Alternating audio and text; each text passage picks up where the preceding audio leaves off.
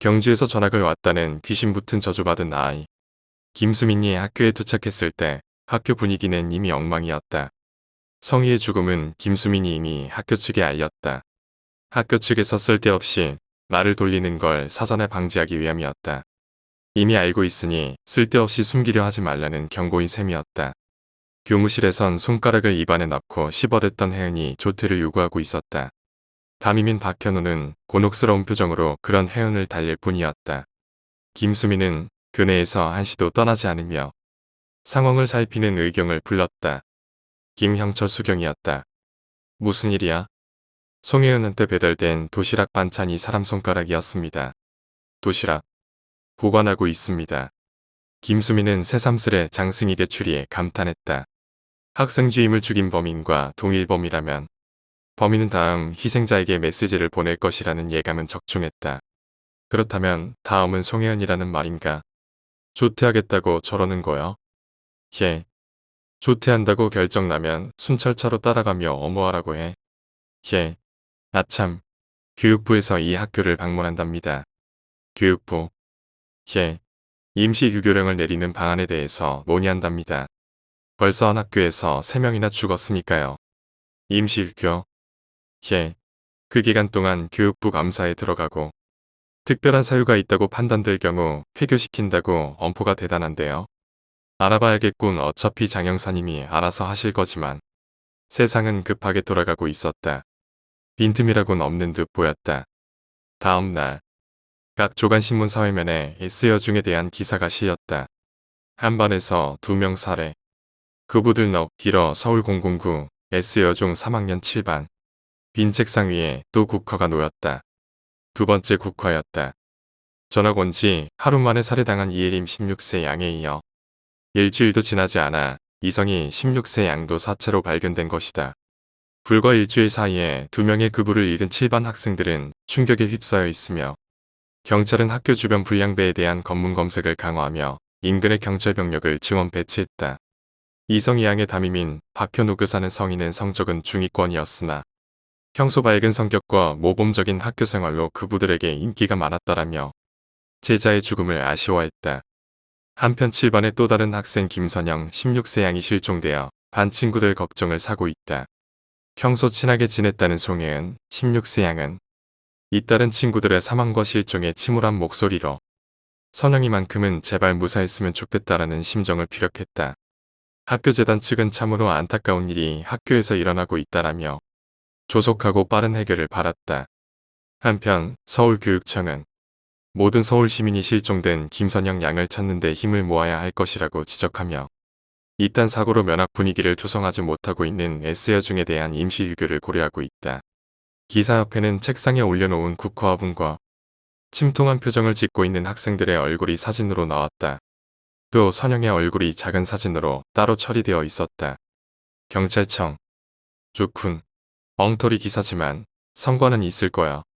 장승익은 조간신문을 접으며 만족한 듯 중얼거렸다. 그런 장승익에게 김수민이 무언가 찾아낸 자료를 들고 다가왔다. 전에 말씀하신 거요. 몇 명 압축했는데 가장 유력한 용의자입니다. 허태영. 이혜림과는 이종사촌 간입니다. 혹주족으로 꽤 유명한 녀석이고요. 절도, 강도치상 전과 있습니다.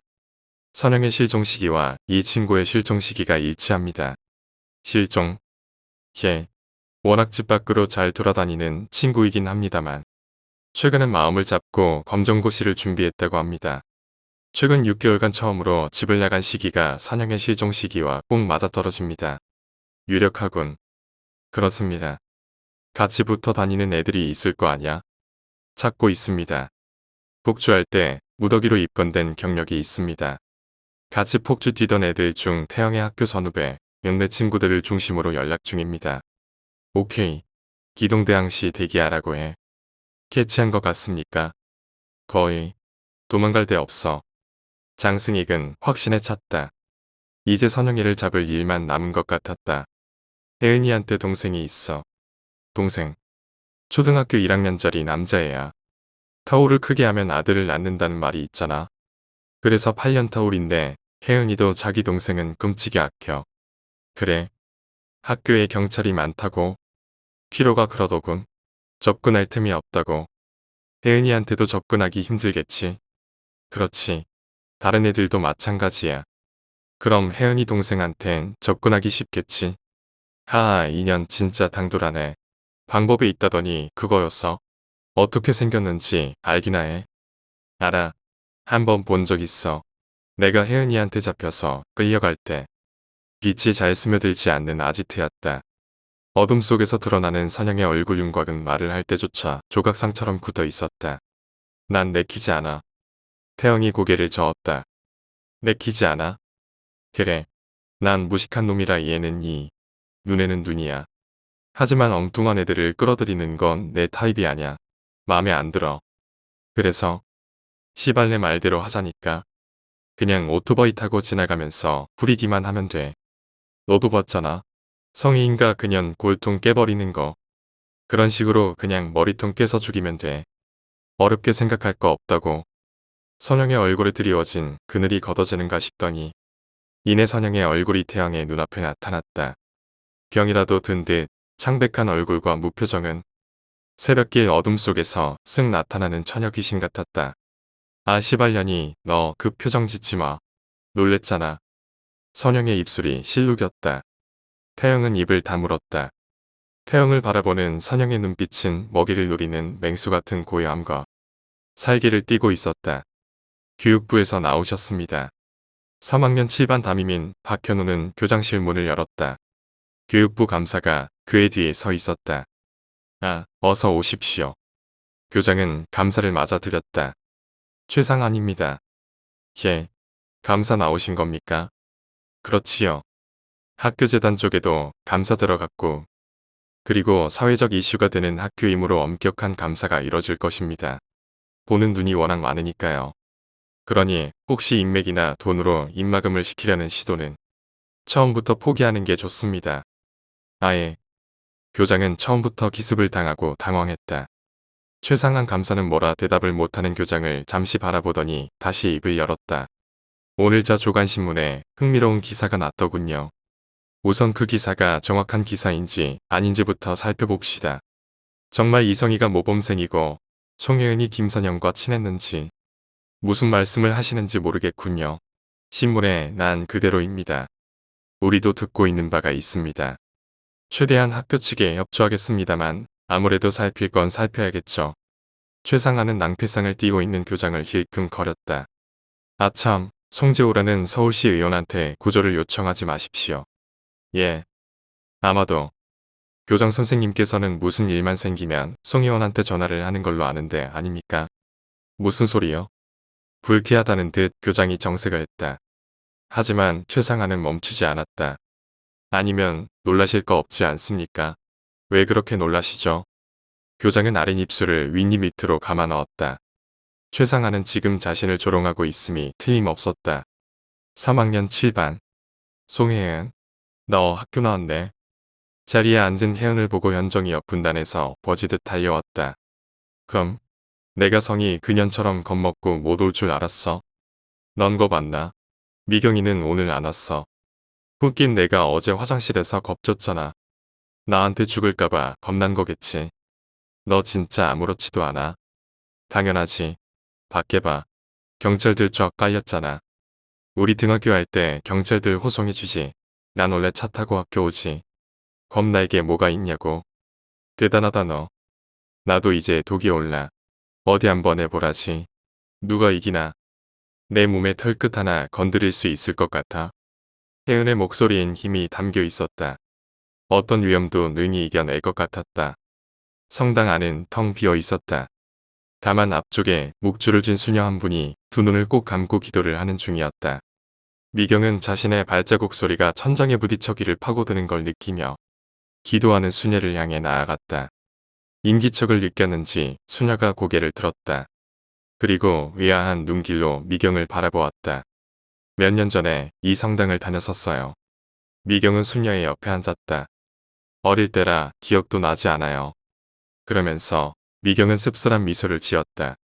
그 미소의 의미를 알 리 없는 수녀도 온화한 미소로 화답했다. 어릴 땐 성당이 참 재미없었는데 신부님이 미사를 집전할 때 난 항상 가만히 있지 못하고 자리에서 버둥대다 야단 맞곤 했어요. 수녀는 따스한 눈길로 미경을 바라보았다. 미경은 앞을 응시한 채 국어책을 읽어 나가듯 중얼거렸다. 이상해요.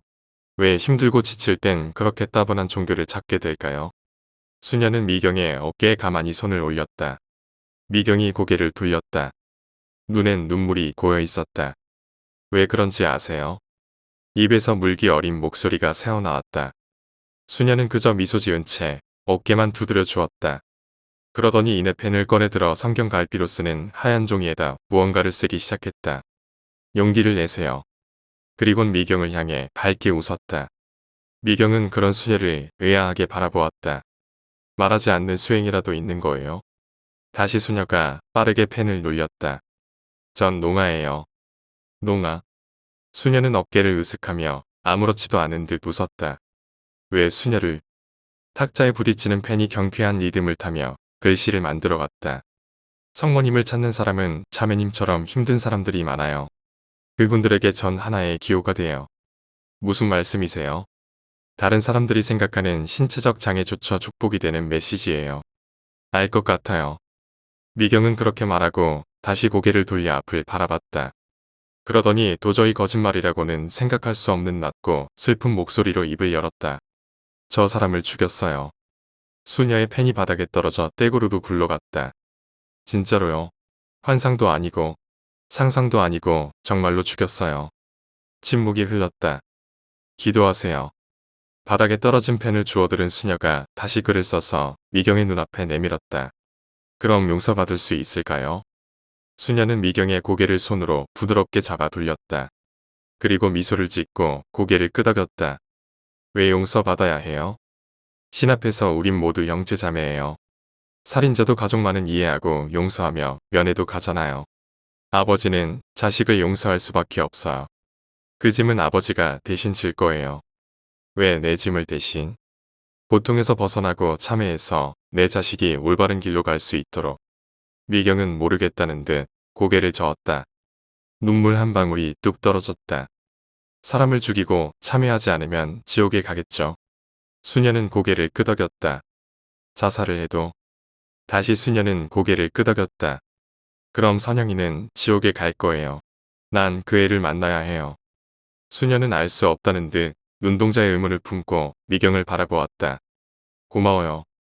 말을 하고 났더니 속이 시원해졌어요. 미경은 일어서서 성당문으로 걸어 나갔다. 그 모습을 보고 있던 수녀가 갑자기 일어나 미경의 뒤를 쫓았다. 그것은 수녀이기 전 여자로서 느끼는 직감이었다.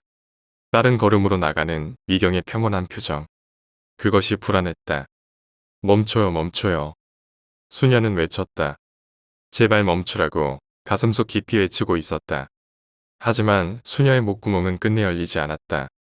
성당문이 열렸다. 문득 미경의 뒷모습이 실루엣이 되어 수녀의 눈을 찔렀다.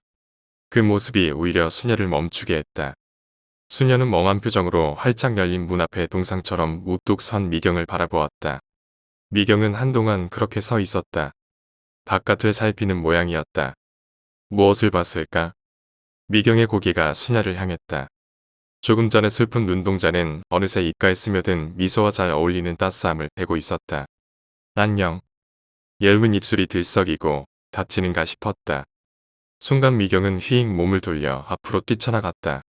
수녀는 양손으로 입을 가리고 무너지듯 바닥에 무릎을 꿇었다.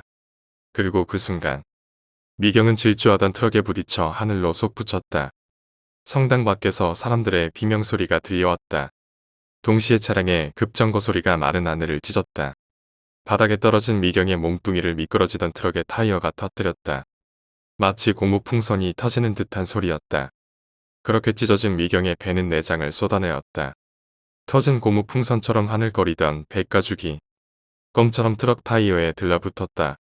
그렇게 미경의 몸뚱이는 덜컹거리는 트럭과 함께 몇 미터를 더 나아간 것이다. 바닥엔 미경의 배에서 쏟아진 내장이 길게 빠져나와 있었다.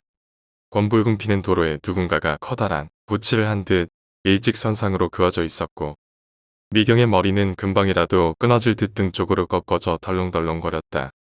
모든 차가 멈춰섰고 모든 사람이 멈춰섰다. 핸드폰으로 전화를 하던 중년 남자가 핸드폰을 떨어뜨렸다. 어느 여자는 손으로 입을 막고 말뚝처럼 길에 박혀버렸다. 짧은 한순간 그렇게 시간은 정지되었고 그렇게 미경은 죽었다. 동원 카센터. 여기 조원희 씨라고 있습니까? 누구십니까? 경찰입니다.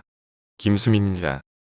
김수민은 카센터 주인으로 보이는 남자에게 신분증을 내보였다. 야, 원희야. 걔, 이리 와봐.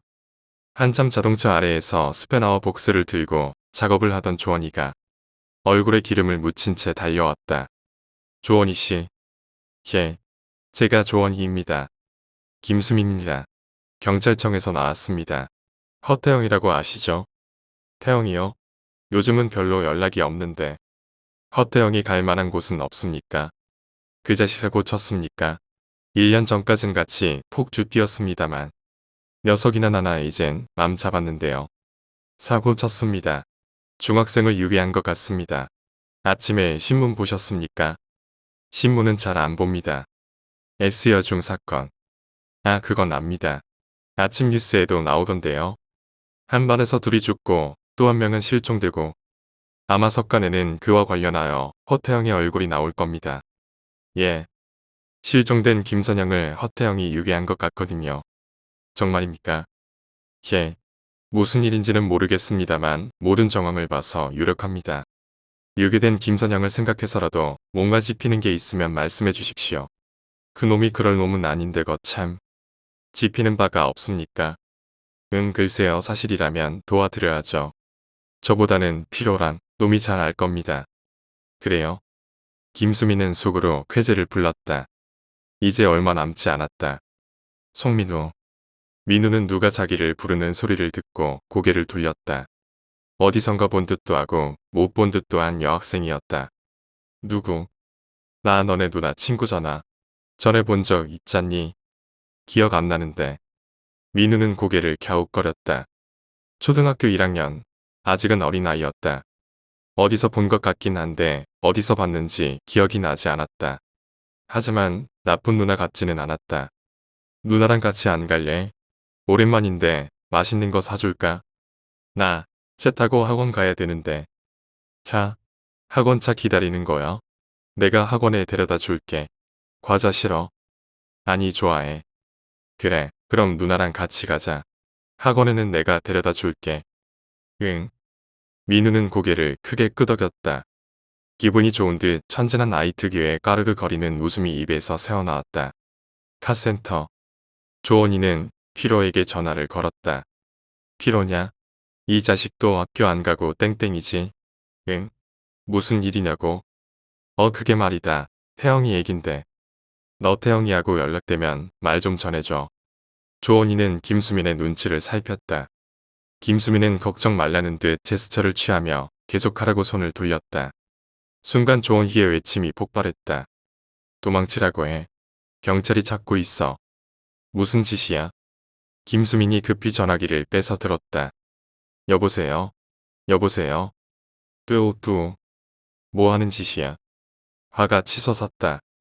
김수민은 조원희의 멱살을 잡아 올렸다. 시발 태영이는 앞뒤 안 가리긴 하지만 유괴 같은 짓은 안 해. 무슨 허튼 수작이지? 조원희는 오히려 당당한 눈빛으로 김수민을 쏘아보았다. 형 어딨어요? 피로가 아지트 밖에서 태영을 애타게 찾고 있었다. 형, 신문 봤어요? 조간, 석간 봤냐고요? 형, 아무도 없는 것일까? 인기척조차 없었다. 어디 간 거야? 말해줘야 되는데. 피로는 초조한 눈빛으로 사방을 살피며 아지트를 떠나지 못하고 있었다. 손에는 방금 갑한 데에서 산 듯한 신문이 한 움큼 들려 있었다. 혜은아, 전화야. 호들갑을 떠는 유경이를 보며 혜은이는 전화를 꺼내 들었다. 왜 네가 흥분하고 그래? 어디 누군지 한번 보자고. 선영이 아닐까? 혜은은 코웃음을 치고 폴더를 열었다. 여보세요? 나야. 나가 누구야? 선영이. 순간 짜릿한 기운이 전기처럼 혜은의 등을 타고 흘렀다. 하지만 이내 혜은은 침착함을 찾았다. 그래 이젠 어쩔 거야? 밑간년이 무슨 짓을 하던 내가 눈 하나 깜짝할 것 같아? 작년처럼 내 발바닥을 핫게 해야 정신을 차릴래? 민호 알지? 민호, 민호, 내가 데리고 있어. 혜은의 심장 속으로 바위덩이가 떨어져 내렸다. 무슨 소리야? 누나, 나 누나랑 형아랑 놀고 있어. 누나도 놀러와. 아무것도 모르는 민호의 생기발랄한 목소리였다. 하지만 그 목소리는 혜은이에겐 차라리 공포였다. 민우야. 다급하게 민우를 부르는 혜은의 목이 갈라졌다. 민우 보고 싶으면 내가 시키는 대로 해. 너. 혜은의 얼굴이 빨갛게 달아올랐다. 지금 혜은은 진정 두려움을 느끼고 있었다. 너 민우한테는 아무 짓도 안 할 거지? 응? 말해. 너한테 달렸어. 민우의 목을 선물 받고 싶으면 맘대로 해. 안 돼. 찢어지는 외침이었다. 아니 그것은 차라리 울부짖음이었다. 형, 어디 갔다 오는 거예요? 키로는 멀리서 오토바이를 타고 나타나는 태영을 향해 달려갔다. 태영은 뒤에 선영과 민우를 태우고 있었다. 너 언제부터 와 있었던 거야? 하여튼 잘 됐다. 얘 좀 봐라. 우린 또 나가야 돼. 이것부터 보라고요. 신문인데. 신문. 내가 신문을 보냐? 봐야 해요.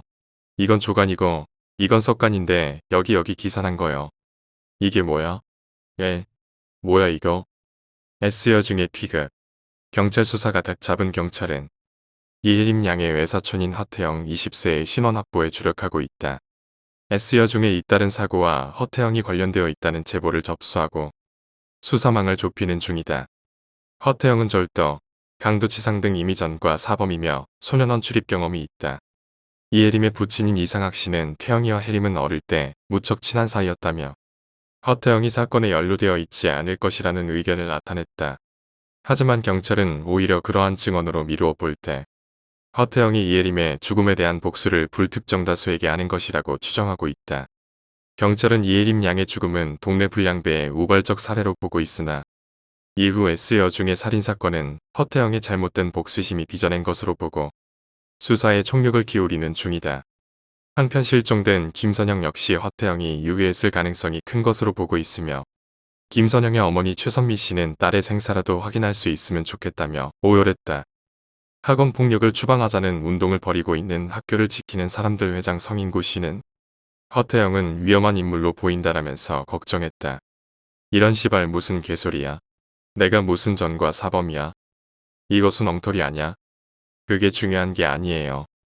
형 수배됐어요. 원희 형한테 전화가 왔는데 경찰들이 형 찾는다고 도망치래요. 좆도. 여기처럼 좋은 데가 어딨어? 시발. 여기 계속 있을 거예요? 다른 데 있어? 알아볼게요. 젠장. 미기미 시발. 태영은 욕을 하며 머리를 쳐대었다.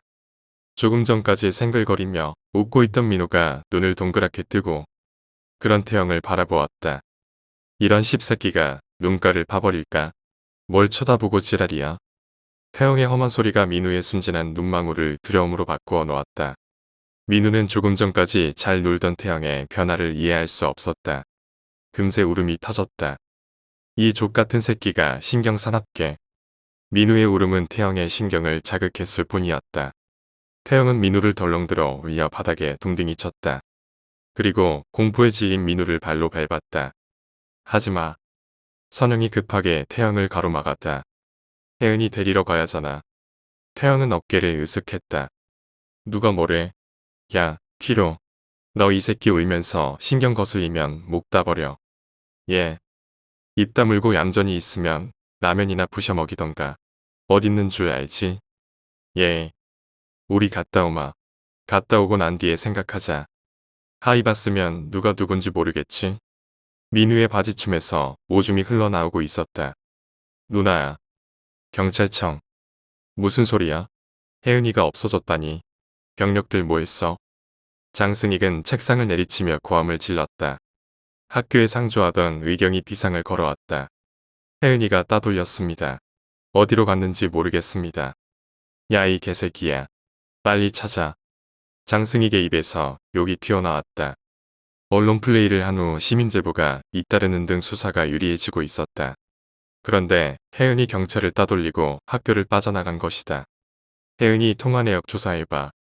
단순히 일탈하려는 철없는 짓일 수도 있으니까 근처 오락실 만화방 탐문해보고 그러고 있습니다. 이번에 또 사건 터지면 우리 옷 벗는 거야. 알겠어? 알겠습니다. 그때였다. 옆 책상에 있는 동료가 장승익의 어깨를 쳤다. 김수민이 한테 연락받았어? 응? 무슨 연락? 반장한테 불려 다니느라고 못 들었지? 송민호가 사라졌대. 송민호? 그게 누구야? 송혜연의 동생. 8살짜리야. 뭐? 뒤통수에 망치가 내려 꽂히는 것 같았다. 이럴 수가. 이럴 수는 없었다. 한나 10대인 청소년이 주위 인물을 이용할 생각까지 하다니. 아이가 아니야. 이런 짓은 아이가 할 수 있는 일이 아니야. 진정하라고 꼭 그 애들이 했다는 보장도 없잖아. 아니. 아니야. 이건 계획된 짓이라고. 꼭꼭 숨어있는 혜은을 불러낸 거야. 이건 게임이야. 살인을 하느냐, 막느냐. 진짜 게임이야. 도망가고 잡는 문제가 아니야. 나에 대한 도전이라고. 경찰에 대한 조롱이라고. 피로는 민우를 데리고 아지트로 삼는 건물로 들어섰다. 건물 귀퉁이에 지하창고로 내려가는 계단이 있었다. 누나야.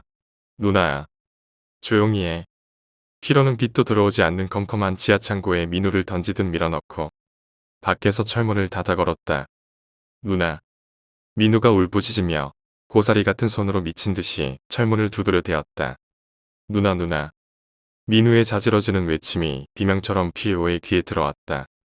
장승익은 연락을 받고 김미경의 사건 현장에 와 있었다. 혜은이가 실종됐다는 소식 직후 날아온 연락이었다. 현장엔 김수민도 와 있었다. 뭐야? 자살이야? 예. 이건 유서로 추정되는 겁니다. 김수민은 비닐에 담긴 종이를 내밀었다. 피가 범벅이 된 펜시 용지였다. 장승익은 손에 비닐장갑을 끼고 내용물을 꺼내었다. 미안해 미안해 용서해줘. 제발 제발. 이게 유서야? 주머니 속에 들어 있었죠. 죄책감 때문에 자살했다는 증거는 되죠. 언론에는 흘리지 마. 여론에 혼란이 올 테니까. 알겠습니다. 그리고 허태양 말입니다. 오토바이 기종을 알아봤는데 정상적인 구매 행위로 구입한 게 아닌 것 같습니다. 그래? 예. 대리인을 통해 구입했거나 훔친 걸 개조해 타고 다니는 걸로 보입니다. 아니면 아예 남의 것이거나. 송혜연에 대한 것은 통화 내역을 알았더니 공중전화로 송혜연의 핸드폰에 전화를 건 것이 있었습니다. 그것도 동전식 공중전화요. 그 일대로 병력 파견 요청했습니다. 저도 곧 가야 합니다. 학교는 어때? 재단하고 학교하고 모두 감사 들어갔습니다. 재단 쪽에선 시의원인 송재호와의 유착 때문에 머리가 아픈 모양이던데요. 유착? 예. 학교 재단 측 비리를 엄호해주는 대가로 송재호가 받아먹은 게 꽤 되나 봅니다. 자칫하면 송재호의 인맥들까지 줄줄이 끌려 들어갈지도 모르겠는데요. 그렇겠군. 시의원의 힘이라 봐야 뻔하니까 이거 꽤 복잡하게 얽히는군. 그래. 결국 구조적인 문제야. 예. 아니야. 자주 왔어. 이성희, 김미경, 송혜은 5명 중 벌써 3명이군. 넌 작전지역으로 가봐. 병력 요청했다며? 내려. 태영은 오토바이 헬멧을 벗으며 등 뒤를 향해 말했다. 선영이 눈을 가린 혜은을 이끌었다. 여긴 어디야? 혜은은 어느새 하얗게 질려 있었다. 학교에서의 당당함은 사라져 있었다. 태영은 혜은의 눈을 가린 안대를 벗겨내었다. 강한 햇살이 혜은의 눈을 파고들었다.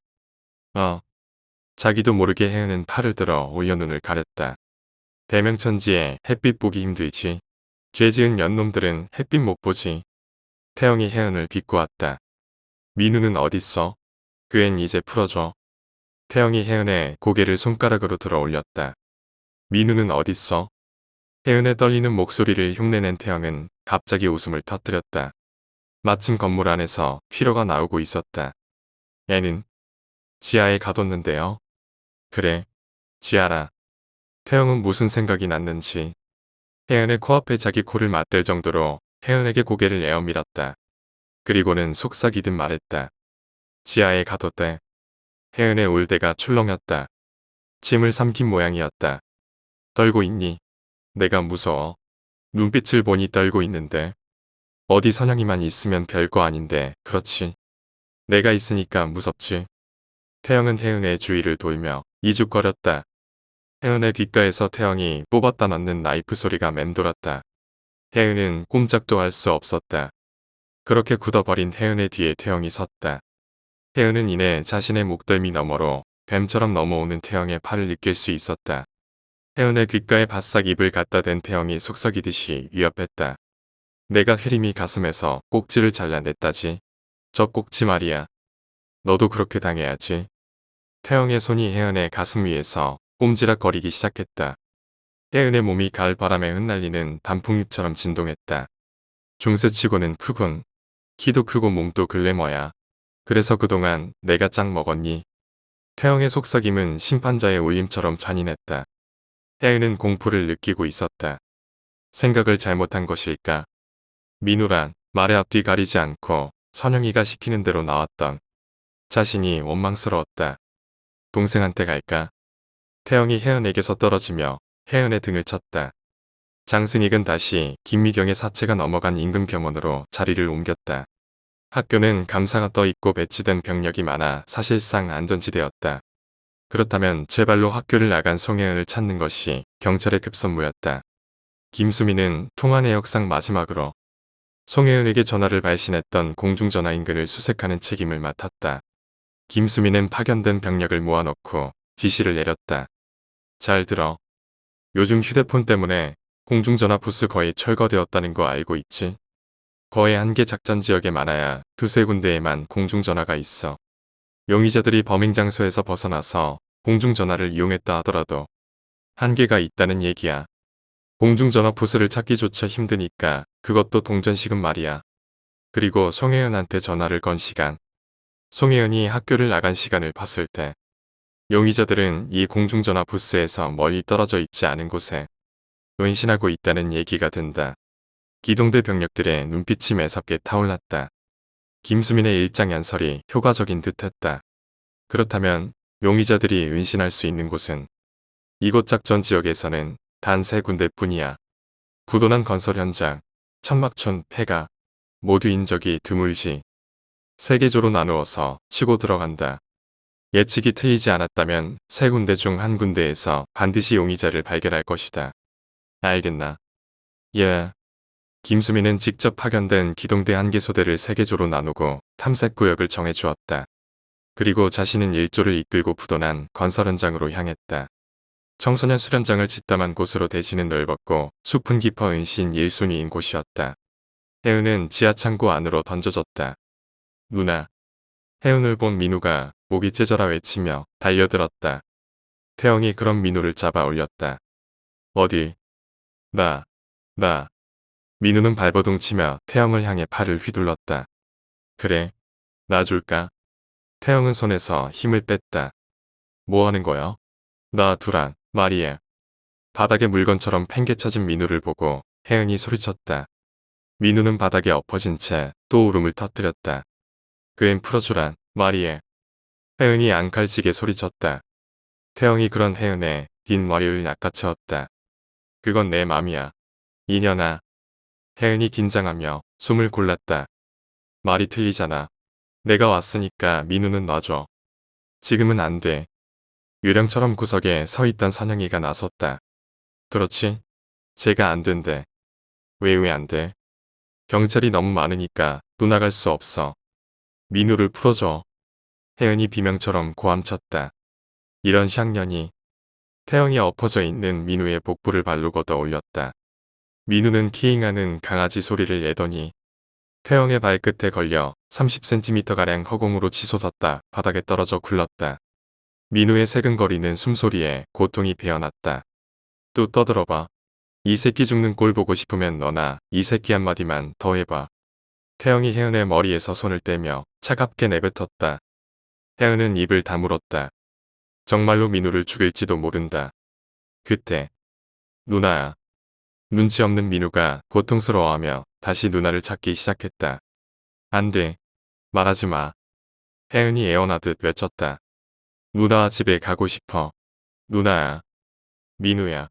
아무 말도 하지 마. 말하면 안 돼. 혜은의 눈동자에 눈물이 고이기 시작했다. 그것은 순수한 누나로서의 눈물이었다. 너도 누군가를 위해서 눈물을 흘리니? 그런 혜연의 옆에서 선영이 안이 꼽다는 듯 조롱했다.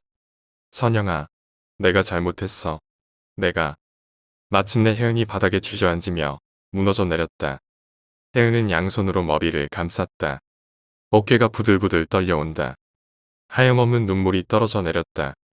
하지만 그런 모습을 보는 선영의 시선은 차가웠다. 나처럼 우는구나. 그저 눈물을 흘리면서 얼굴을 팔로 감싸고. 선영아. 혜은은 눈물로 범벅이 된 고개를 들어 올렸다. 민우를 보내줘. 그럼 내 맘이 편할 것 같아. 어떤 일을 당해도. 그래, 난 아무래도 좋아. 민우는 보내줘. 민우가 그렇게 소중해. 아직 애잖아. 선영아, 아직 애야애라고. 선영은 오만한 미소를 지었다. 그래서? 응. 그래서? 그게 어쨌다는 거야? 선영아. 어릴 때 키우던 강아지가 있었어. 내가 7살 때 죽었지. 그땐 참 슬펐는데. 선영아. 혜림이 옆에서 내가 얼마나 울었는지 알아?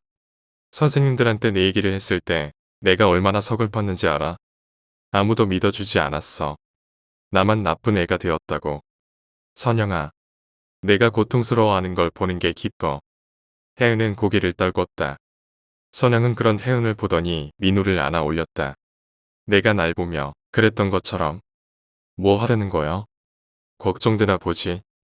선영은 울먹이는 민우의 눈에서 눈물을 흘러내었다. 그리고는 다정한 목소리로 말했다. 민우야, 집에 갈까? 선영아. 혜은의 얼굴이 밝아졌다. 너한텐 아직 볼 일 있어. 괜찮아, 선영아. 민우만 무사하면 돼. 선영은 잠시 동안 그런 혜은을 물끄러미 바라보았다. 가자, 민우야. 응? 선영이 민우를 보듬고 밖으로 나가려는 찰나였다. 태영이 선영의 앞을 가로막고 섰다. 야, 이련아. 아까 내 입으로 경찰이 많아서 함부로 밖에 못 나간다고 했잖아. 뒷길로 나가서 거리에 놓고 올 거야. 그럼 누군가가 데리고 가겠지. 내 맘대로. 애를 끌어들이는 건 싫다고 했었잖아. 일을 시작하기 전엔 그랬지. 하지만 일단 시작했으면 확실히 해야 할 거 아냐. 확실히가 뭔데? 확실히. 그건 이런 거야. 순간 태영은 선영에게서 민우를 낚아챘다. 무슨 짓이야? 시발 확실하게 하자며. 공포심을 느낀 민우가 다시 울음을 터뜨렸다. 태영이 그런 민우를 벽에다 집어던졌다.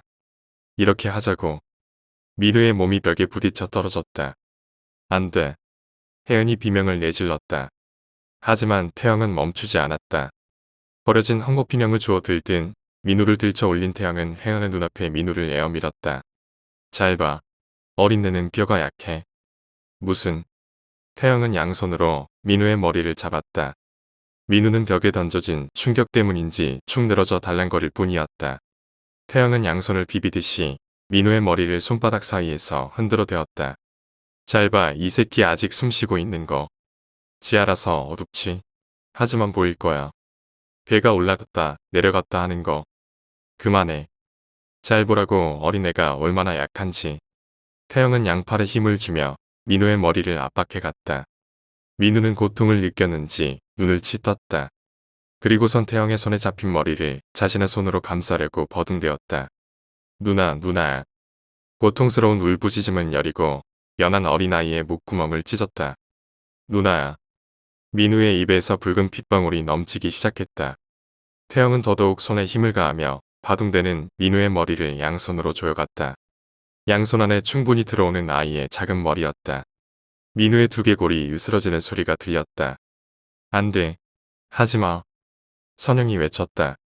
확실하게 하자고. 그새 생각이 바뀌기라도 했냐? 하지마. 난 그 애 단지 혜은이를 불러내려고. 그래.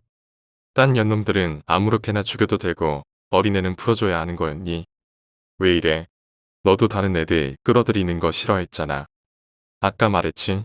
일단 계획 잡히면 확실히 한다고 이렇게. 태영은 마지막 숨을 고르며 맘껏 힘을 모았다. 혜은이 비명을 지르며 고개를 돌렸다. 마침내 으스러진 민우의 머리가 허물어지기 시작했다. 여기까지 부쉈으면 다음은 일도 아냐. 살짝만 힘을 줘도 완전히 으깨지지.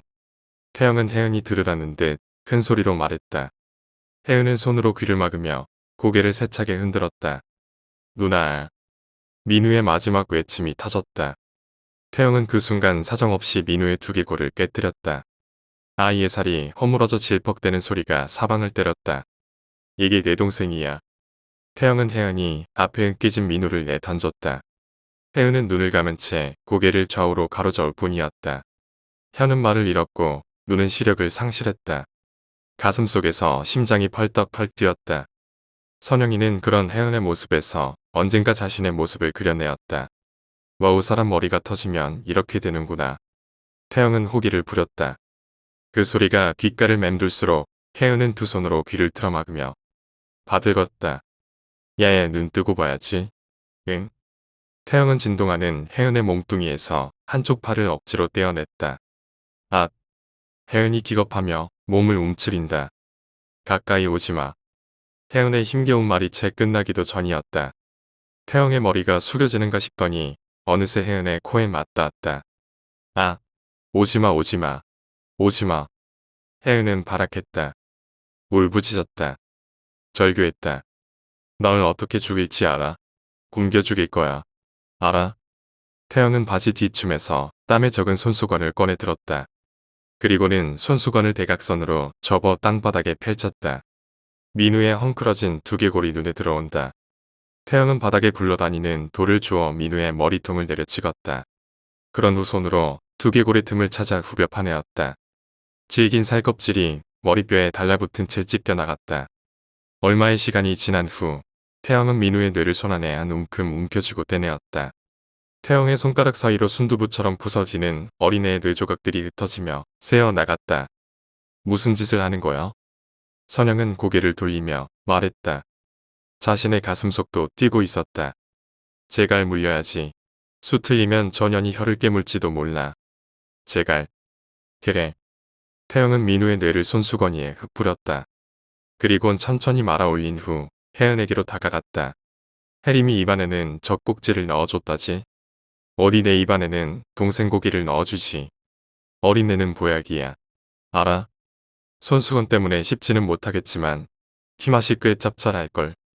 태영이 손수건을 힘껏 잡아당겼다. 키가 배어나오며 천이 젖어온다. 와, 육수 좀 보게. 혜은의 숨이 갑자기 색색거리기 시작했다. 온몸에 진땀이 배이는가 싶더니 이내 눈동자가 돌아가며 혼절하고 말았다. 태영은 빙긋 웃고는 기절한 혜은의 입에 재갈을 물리고 손발을 묶었다. 잔인해. 선영이 뒤돌아 선체 중얼거렸다.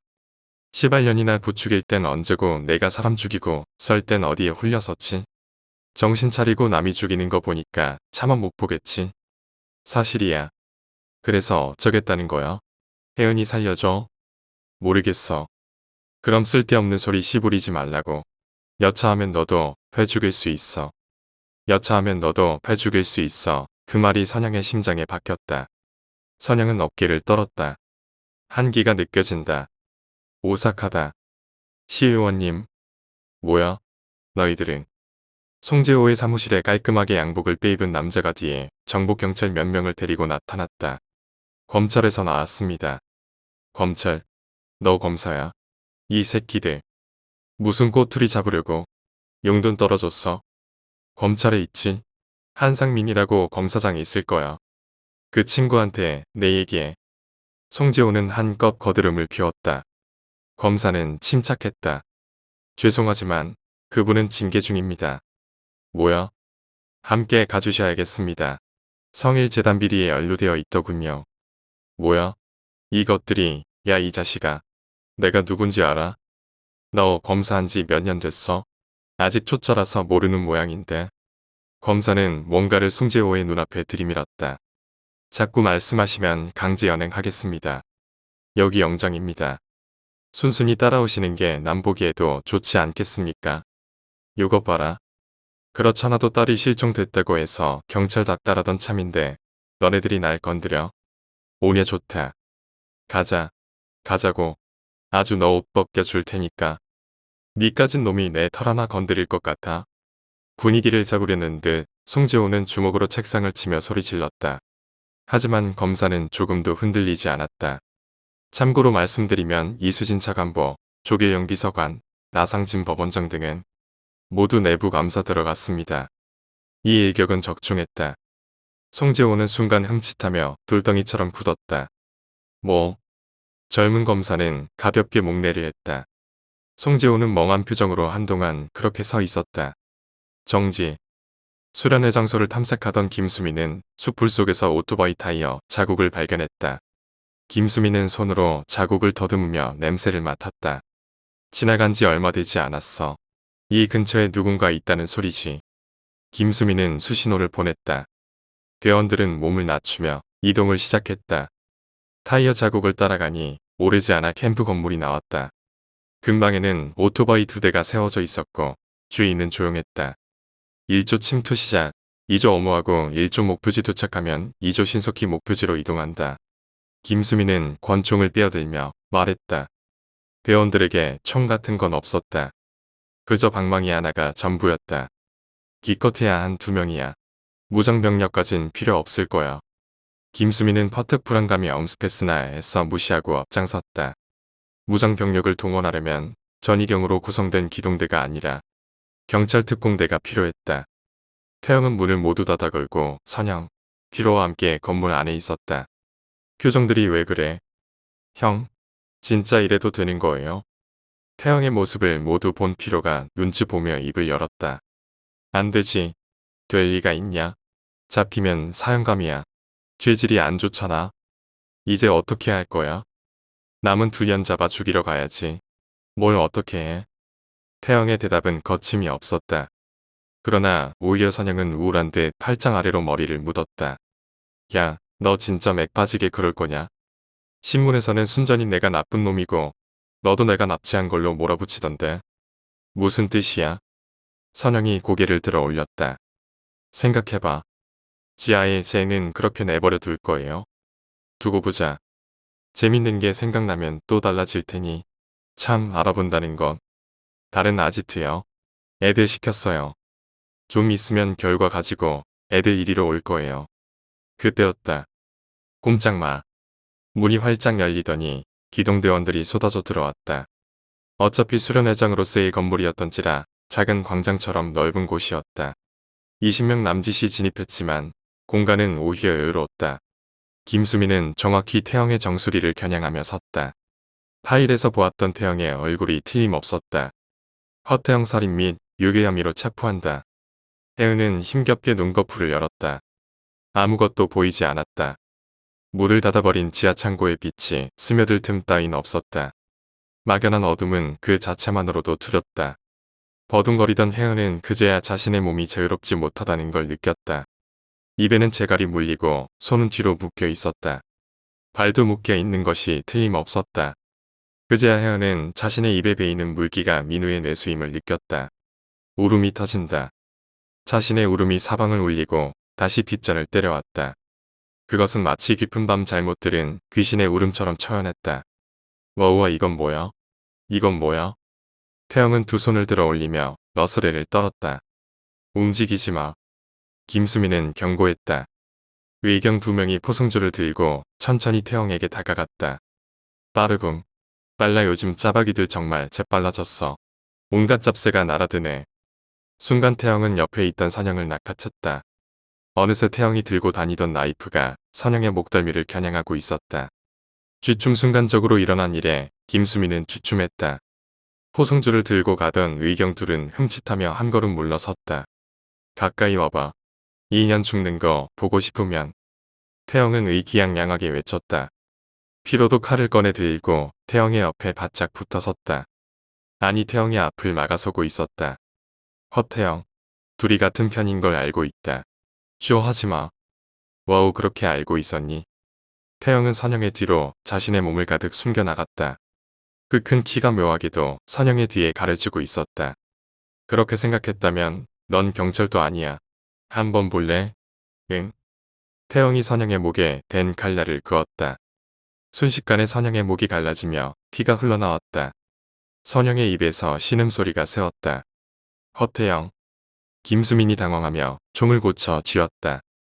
선영과 피로 뒤로 숨은 태영은 쉽게 노출되지 않았다. 땀이 솟는다. 멀리서 오토바이 소리가 들려왔다. 필요의 심부름으로 다른 아지트를 알아보러 간 무리들이었다. 이 소리 들려? 우리 애들이야. 시발 애들 오면 숫자도 얼추 비슷한 것 같은데 다구리 한 판 할까? 똑이 오른 태영이 오히려 큰 소리 치고 있었다. 김수민은 입술이 마르는 걸 느끼며 정신을 집중했다. 오토바이가 바로 코앞에 들이닥친 것처럼 가깝게 들리는 굉미였지만 상관없었다. 수없이 했던 권총 사격이었다. 한순간 태영의 머리끝이 조준선에 들어왔다. 지금이다.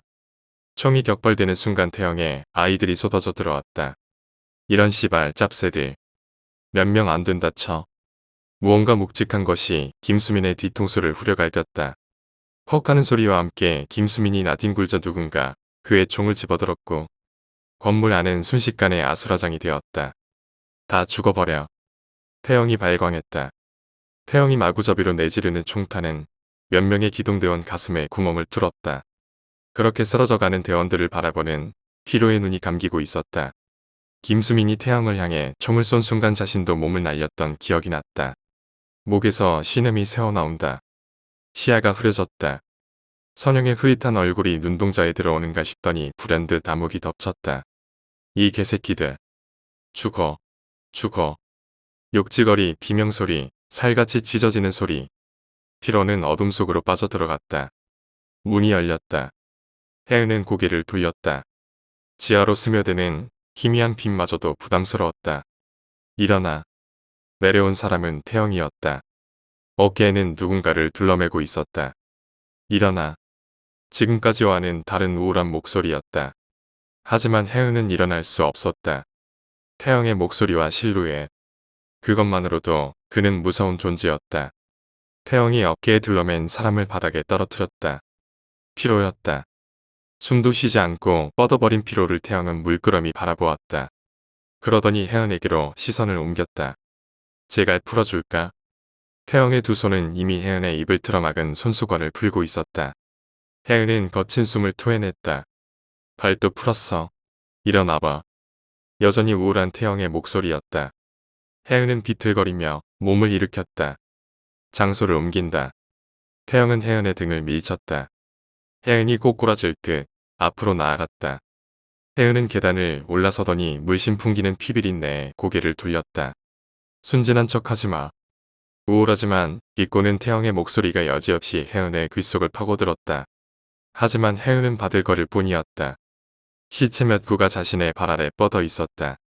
대부분 총에 맞은 기동대원들이었고 머리는 으깨져 있었다. 구멍이 뚫린 두개골 틈으로 뇌가 부서진 게 보였다. 그리고 그 가운데엔 김수민이 무릎을 꿇고 앉아 있었다. 김수민 형사는 학교에서 조사받을 때 얼굴을 본 사람이었다.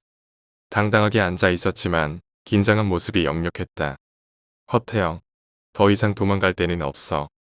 너희들한테 밀려서 대원들이 도망쳤다고 생각지 마라. 동료의 죽음은 그들을 분노케 할 것이고 이곳엔 무전 연락을 받은 다른 대원들이 곧 침투할 것이다. 혜은의 뒤에 선태영이 나타나자 김수민은 목청을 세웠다. 시발야, 망치나 스패너 같은 거 없어? 태영이 주위를 둘러보며 소리쳤다. 공구함에 다 있습니다. 가위, 칼, 테이프, 망치, 모두. 누군가 그렇게 대답했다. 짓담한 공사 현장인 대못, 판자 같은 것들이 굴러다녔다. 태영은 이곳을 아지트로 삼으려고 못질하고 톱질하며 나름대로 구며 누웠었다. 그리고 그때 쓴 도구들은 고스란히 공구함에 담겨 있었다. 가져와. 제1학습 칠판에는 그렇게 쓰여 있었다. 현정아, 우린 어떡하니? 점심시간에 사라진 혜은이 때문에 학교는 또 3학년 수업을 전면 중단했다. 경찰들은 몇 명을 제외하고 모두 어딘가로 동원되어 사라졌으며 1, 2학년들은 일찍 귀가했다. 우리 언제까지 여기 있어야 되는 거야? 몰라. 배고파. 나도. 근데 우리 학교 없어지는 거 아냐? 왜? 아까 감사 떠서 교장 쩔쩔맨 거 봤잖아. 아 몰라.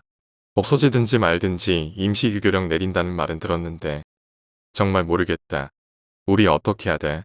사실대로 다 말해. 왜 나한테 물어? 나도 몰라. 그때였다. 야, 조용히 해. 반장이 현정과 유경을 향해 신경질적으로 소리쳤다. 뭐? 너 뭐라고 했어? 왜 내가 못할 만했어? 자습 시간에 왜 떠들어? 현정은 어이가 없다는 듯 자리에서 발딱 일어섰다. 야, 너 미쳤냐? 죽고 싶어. 참나. 반장은 가소롭다는 듯이 고개를 뒤로 젖혔다 폈다. 사람 죽이는데 아주 맞들였니? 뭐? 아니야. 살인자들 주제에 어디서 큰 소리야. 지금까진 없었던 반란이었다. 혜은이와 붙어 다니면서 자기 하고 싶은 대로 하던 현정과 유경이었다. 감히 그 누구도 그런 자신들을 향해 대들지 못했다. 하지만 이젠 달라진 것 같았다. 반장뿐 아니라 다른 아이들의 눈빛에도 비꼬음이 가득했다. 멈칫하는 현정을 보자 반장은 더욱 거세게 몰아붙였다. 멀쩡한 사람 패 죽이니 기분 좋지? 응? 또 누구 죽이려고? 현정의 얼굴이 빨갛게 달아올랐다. 목소리가 떨린다. 왜, 왜, 뭘 잘했다고 얼굴 들고 학교에 나오냐? 나 같으면 쪽팔려서 자살한다. 사람을 패 죽이고, 그래 너네는 잘 살려고 했니? 현정은 뒷골이 당겨지는 걸 느꼈다. 현기증이 인다. 맞아. 어떻게 학교에 나와? 성이나 미경이는 그래도 너네들처럼 뻔뻔하진 않았어. 맞아. 맞아. 다른 아이들이 고개를 끄덕이며 반장의 말에 동조하기 시작했다. 진짜 재수 없어. 오현정, 김유경. 뭘 잘했다고 큰 소리야. 혜은이한테 달라붙어서 꼴이나 치는 잡것들. 아직도 지네들이 힘이 있다고 착각하는 모양이지. 재수 없어. 진짜야. 오현정 안 드시지. 여기저기서 비아냥대는 소리가 들려왔다. 현정은 사시나무 떨듯 바들바들 떨고 있었다. 너희들. 가슴속에서 무엇인가가 치솟았다. 부끄럽기도 하고 화가 나기도 했다. 광장에 끌려나가 발가벗겨진 것 같은 수치심이 심장 속에 스며들었다. 너희들 뭐. 오현정. 자수하고 소년원에나 들어가지 그래. 현정의 입술에 경련이 일었다. 아래 시뻘과 윗이빨이 딱딱 부딪히기 시작했다. 현정아 참아. 유경이 속삭이듯 현정을 다그치며 치맛자락을 잡아당겼다. 그 순간 현정은 도끼로 찍어낸 나무처럼 그대로 뒤로 넘어졌다. 아, 현정아. 유경이 소리치며 현정을 부둥켜 안았다. 현정의 입에 개거품이 올라 있었다. 반 아이들이 어떤 꼴로 쓰러졌는지 구경하려고 한 명씩 자리에서 일어났다. 쉬하고 있네 미친. 어딘가에서 그런 빈정거림이 들려왔다. 유경의 눈에서 눈물이 떨어졌다. 아이들이 무서워지기 시작했다. 일을 벌일 땐 이렇게 될 줄 몰랐다. 그저 보기 싫은 애 두들겨주고 나니 10년 묵은 체증이 내려가는 것처럼 시원하고 통쾌했었다. 하지만 지금은 그렇지 않았다. 처음엔 혜은의 힘 때문에 반 아이들이 속마음이야 어떻든 자신들의 편이었다. 혜은이마저 사라진 지금 유경은 위기감을 느끼고 있었다. 아이들의 비뚤어진 시선과 비웃음. 언제부턴가 선영이 개나 어울리던 그것들이 자신을 옥죄고 있었던 것이다. 그만해. 그만하라고. 유경이 고개를 흔들며 절규하듯 소리쳤다. 어릴 때 동네 이발소에 갔을 때 태영이 재봉 가위를 들고 김수민에게 다가갔다. 실수로 이발사가 내 귀를 자른 적이 있었어. 태영은 몇 번 가위를 접었다 폈다. 금속성의 날카로운 소리가 김수민의 귓가에서 맴돌았다. 그때 내가 생각하길 아 사람 귀도 가위에 잘리는구나였지. 그러면서 태영은 왼손으로 김수민 귓불을 잡아당겼다. 태영은 김수민의 오른쪽 귀 밑동을 잘라내었다. 덜렁거리는 귓불 틈에서 피가 흘러내렸다. 아팠지. 하지만 손으로 꼭 누르고 연고 바르고 하니까 다시 붓더라고. 절단면이 깨끗해서 별로 흉터도 남지 않았어. 김수민은 이를 악물고 태영을 노려보았다. 태영은 밑동이 잘린 귓불을 잡고 들었다 놨다 하고 있었다. 임진왜란 때 쪽발이들은 주선 사람 귀와 코를 잘라서 몇 명이나 죽였는지 숫자를 셌다지. 너 왜 이러는 거야? 왜 이러냐니. 내 총에 맞아 내 동생이 죽는 걸 눈앞에서 봤는데 왜 이러냐니. 복무 중인 경찰을 죽이면 사형이다. 어차피 태영의 손끝에 힘이 들어가기 시작했다. 지금 쳐 죽인 것들만 가지고도 사형이야. 조용하던 말투가 갑자기 터지는가 싶었다. 태영은 김수민의 귀를 확 잡아 찢었다. 김수민은 고통으로 몸을 꼬았다. 시발 안 떨어져. 태영은 마저 떨어지지 않은 귀를 떼어내려고 잡고 흔들었다. 마침내 태영의 손에는 거칠게 찢어진 김수민의 오른쪽 귀가 들렸다. 김수민의 표정은 심하게 일그러졌다.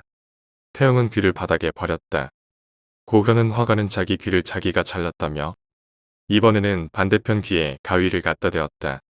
고기 자르는 소리가 음침했다. 너 이 자식. 김수민은 격렬하게 저항했다. 하지만 그럴수록 태영의 가위날도 빨라졌다. 김수민의 머리 양옆에서 폭포처럼 피가 쏟아져 내렸다. 이 새끼 눈깔 꼴치기는. 그 눈빛 진짜 맘에 안 들어. 알아? 묵힌 채 바들거리는 김수민이었다. 애당초 무의미한 학명이었다. 태영은 맘껏 그런 김수민의 모습을 비웃고 있었다. 귀는 없어도 소리는 들리지. 그거 알아? 가위는 이렇게 세우면 뾰족한 무기가 돼. 알아? 그 순간이었다. 김수민의 치켜뜬 눈동자에 가위날을 박혔다. 김수민의 고개가 뒤로 넘어간다. 터트려낸 비명소리는 도살장에 끌려온 황소의 울음 같았다. 정말 놀랍지 않아? 남자 비명소리가 이렇게 기분 나쁠 수 있다니 말이야. 태영이 어깨를 으쓱거리며 말했다. 바닥을 뒹굴던 김수민의 머리에서 가위가 빠져나왔다. 뭉개진 한쪽 눈에선 붉은 피가 샘솟듯 넘치고 있었다. 태영은 혈관과 신경에 붙어채 나오지 않은 눈알을 손으로 후벼내었다. 김수민은 발악하며 몸부림쳤지만 소용없는 일이었다. 붙잡아. 태영이 소리쳤다. 예. 아이들마저 사색이 되어 있었다. 몇 명은 이미 밖으로 나간 뒤였다. 그중 용기 있는 몇 명이 나서 발광하는 김수민을 잡았다. 그렇지. 태영의 손에 김수민의 눈동자가 딸려 나왔다. 태영은 눈알에 붙어있는 혈관을 손으로 잡아당겨 끊어내었다. 마치 깨진 당구공 같은 눈이 인해 땅바닥을 굴렀다. 김수민은 고통으로 몸부림쳤다. 태영은 공구함에서 대못과 망치를 꺼내 들었다. 시끄럽군. 이젠 마무리해야 할 것 같아. 빨리 이사해야 하거든. 머리 잡아. 귀가 잘린 머리에 손을 대기 싫었는지 아이들이 주춤거렸다. 빨리 잡아. 장갑을 낀 한 명이 힘껏 김수민의 머리를 잡았다. 허태영 너넌. 태영은 대못을 김수민의 정수리를 향해 겨냥했다. 망치질이 헛돈다. 이런 움직이니까 잘 안 들어가잖아. 꼭 안 접어. 안 돼 안 돼. 제대로 잡아. 임마. 그런 외침을 들으며 김수민이 본능적으로 저항했다. 안 돼, 허태영. 안 돼. 에이. 태영은 귀찮다는 듯 못을 내던지고 망치로 힘껏 김수민의 머리를 내리쳤다. 태영의 엄청난 힘에 순식간에 내려앉는 머리였다. 빼각 사람의 머리가 부서지는 소리. 혜은은 눈을 감았다. 듣기 싫은 소리였다. 정말 듣기 싫은 소리였다. 민우야. 죽어. 죽어. 시발. 죽어버리라고. 망치질에 으스러진 머리통이 파편이 되어 주위로 흩어져 나갔다. 얼마나 그렇게 미친 듯이 내려쳤을까? 형. 그만해요. 그만. 주위의 아이들이 태영을 잡아 일으켰다. 그제야 태영은 제정신이 든 듯 고개를 흔들었다. 이런 벌써 늘어졌어? 괜. 태영은 숨이 끊겨 널브러진 김수민의 시체에 침을 뱉고는 주위를 돌아봤다. 선영을 제외하곤 아무도 온몸에 피를 뒤집어 쓴 태영을 똑바로 보지 못했다. 못 볼 것 봤나? 이동하자. 이사 가야지. 태영은 소매자락으로 얼굴에 묻은 피를 닦아내며 말했다. 쇼크 같은데. 쓰러져 부들거리는 현정을 양호실로 데려온 유경이었다. 양호 선생님은 따로 있지 않았다. 다만 체육, 가정교사 몇 명이 돌아가며 양호실을 지켰다. 그리고 이현진 같은 신참 교사도 가끔씩 양호실을 지켰다. 지금 양호실에 있는 교사는 언젠가 교무회의 때 교장과 다투던 이완진이었다. 갑자기 이런 거야? 이완진은 따뜻한 눈길로 유경을 바라보았다. 딱히 대답할 말이 떠오르지 않는다. 예. 갑자기 거품을 물고. 거짓말이 두려운 유경이었다. 그래. 지병이 있었나? 병원에 데리고 가야겠다. 병원이요? 왜 그렇게 놀라니? 양호실 이래 봐야 잠깐 누워있거나 빨간 약 발라주는 데잖아. 이완진은 유경의 어깨를 치면서 웃었다. 아래에 개인 병원 있으니까 데리고 가야겠다. 예. 넌 교실로 가서 자습하고 있어. 시간 되면 학교 마칠 거야. 싱글거리는 이완진의 웃음이 유경의 기분을 달래고 있었다. 왜 이런 교사는 1학년 수업에만 들어가는 걸까? 참, 너 핸드폰이나 삐삐 있니? 얘 핸드폰 있어요. 병원에 있을 테니까 내가 나중에 이름이 김유경. 그래 유경이가 얘는 이름이 현정이. 현정이구나. 현정이 가방 챙겨가지고 와줄래? 걔. 유경은 속삭이듯 대답했다. 혼자 그 끔찍한 교실로 돌아가라고. 그래. 폰번호 가르쳐 줄래? 이완진은 수첩을 꺼내 들었다. 그런 이완진의 옆에서 유경이 조심스럽게 입을 열었다. 저기요. 응. 말해. 저도 같이 가면 안 될까요? 유경은 애원하는 눈으로 이완진을 바라보았다. 같이? 글쎄 그건. 같이 가고 싶어요. 3학년 7반 김유경 미안하다. 넌 안 돼. 너하고 이름이야 현정이지. 현정이한테 물어볼 거 있다고 아까 경찰 전화 왔어. 너희들 때문에 3학년 전체가 남은 거야.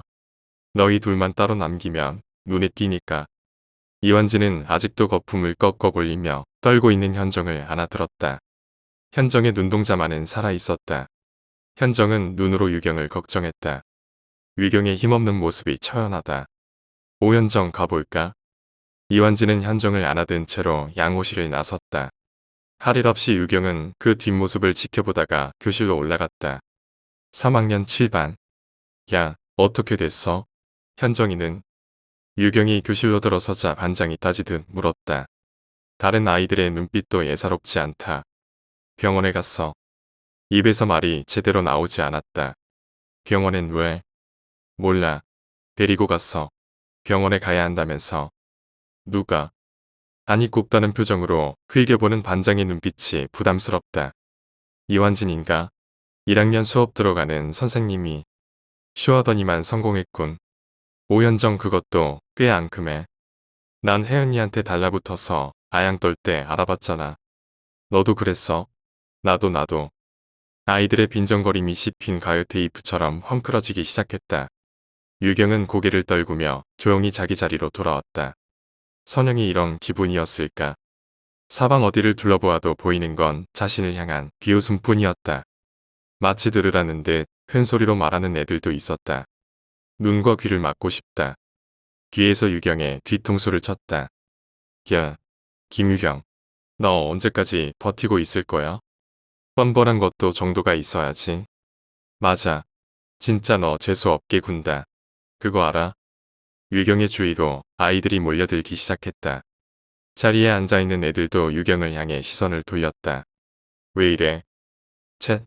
하고 누가 코웃음을 쳤다. 이러지 마. 일그러진 유경의 얼굴이 아이들을 통쾌하게 만들고 있었다. 야, 전혀 재수 없지 않아? 유경은 부르르 몸을 떨었다. 그 말은 혜연이 전학 온 해림을 가리키며 자신에게 했던 말이었다. 맞아. 진짜 재수 없어. 야, 김유경 기분 나쁘냐? 아니, 아니야. 그렇지. 너 기분 안 나쁘지? 유경의 머릿속에 선영의 얼굴이 떠올랐다. 불현듯 얼굴에 경련이 인다. 너 진짜 밥맛이다. 학교 좀 나오지 마라. 살인자 같으니. 살인마. 넌 살인마야. 나 같으면 자수하고 속 편하게 감방 간다. 진짜. 주제에 교도소 가기는 싫은가 보지. 왜 또 누구 더 죽여야지. 한 명으로 성에 차겠어. 예경은 귀를 막고 싶었다. 눈을 감고 싶었다. 하지만 그럴 수 없었다. 얼어붙은 듯 아무 짓도 할 수 없었다. 주룩 눈물이 흩어져 내렸다. 야, 선영이도 울진 않았다. 지랄 너 지금 시원하나? 김유경이 울어. 모르고 항변하고 싶었다. 달려들고 싶었다. 아니, 예전처럼 힘으로 눌러버리고 싶었다. 하지만 몸이 움직이지 않았다. 그저 뚝뚝 눈물만 떨어질 뿐이었다.